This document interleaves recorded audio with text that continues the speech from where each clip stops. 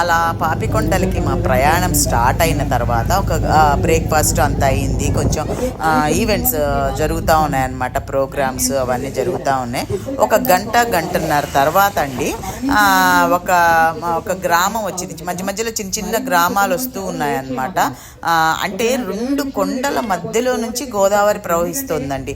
ఆ కథ మాత్రం నిజంగా విని తీరవలసిందే. నిజంగా అదొక అద్భుతం అన్నమాట. ఒక చిన్న గ్రామం దగ్గర ఏంటది పేరంటపల్లె అనే గ్రామం దగ్గర శివ టెంపుల్ ఒకటి ఉందన్నమాట. అక్కడ చూడమని చెప్పేసి ఆపారు.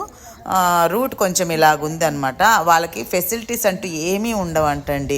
కరెంట్ ఫెసిలిటీ ఉండదంట, ఏంటి మెడికల్ కానీ ఇది కానీ. స్కూల్ అయితే ఒకటి ఉంది, పిల్లలు ఆడ బయట నిల్చో ఉన్నారు. సరేనని టెంపుల్కి వెళ్ళాము. ఫ్రెష్ గోదావరి అయితే ప్రవహిస్తూ ఉంది, చల్లగా ఎంత బాగున్నాయి. కొండల్లో నుంచి వస్తూ ఉందన్నమాట. ఇటు చూస్తే పాపికొండలు పాపికొండలు అంటే ఇంకా ఆ కొండలు, ఆ గోదావరి నీళ్ళు భలే ఉనిందండి ఆహ్లాదంగా. అక్కడ ఏంటి వాళ్ళ జీవనోపాధి ఏంటి, మన ఇక్కడ అడవిలో దొరికేవి అమ్ముతూ చేస్తున్నారనమాట. అక్కడ మామిడి పండ్లు ఫ్రెష్గా దొరుకుతున్నాయి, మందులు కొట్టనివి కదా. రేటు కూడా చాలా తక్కువగానే ఉందండి. ఇది ఇలాంటి ఇవి మాత్రం తయారు చేసి అమ్ముతున్నారనమాట, షో పీసెస్. మామిడి పండ్లు పెద్ద అయితే 30 రూపాయలు, 20 రూపాయలు, 10 రూపాయలు అలా అమ్ముతున్నారు. ఇద్దండి కొండల్లోంచి ఎక్కడి నుంచో వస్తుంది గోదావరి అమ్మ.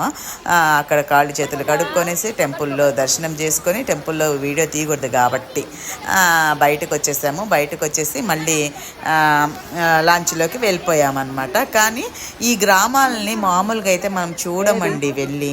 అసలు అక్కడ అయితే కొంచెం టైం ఇస్తే వాళ్ళతోటి మాట్లాడి చక్కగా వాళ్ళ విశేషాలు తెలుసుకోవాలని అనిపించింది, కానీ కుదరలేదనమాట. కొంచెం టైమే ఇచ్చారు. దాని పక్క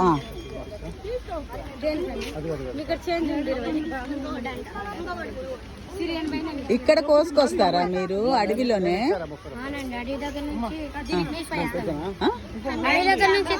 మీరే కోస్తారా? ఓకే.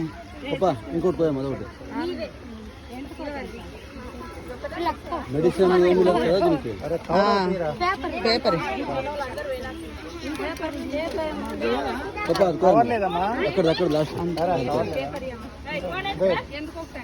స్కూల్కి వెళ్ళరా మీరు? అలాగా ఒక మామిడి పండు కొనుక్కొని తింటూ మళ్ళీ లాంచ్ వరకు వచ్చేసామన్నమాట. దీని తర్వాత లంచ్ అక్కడే తినేసేసి అక్కడి నుంచి మళ్ళీ స్టార్ట్ అయ్యామన్నమాట.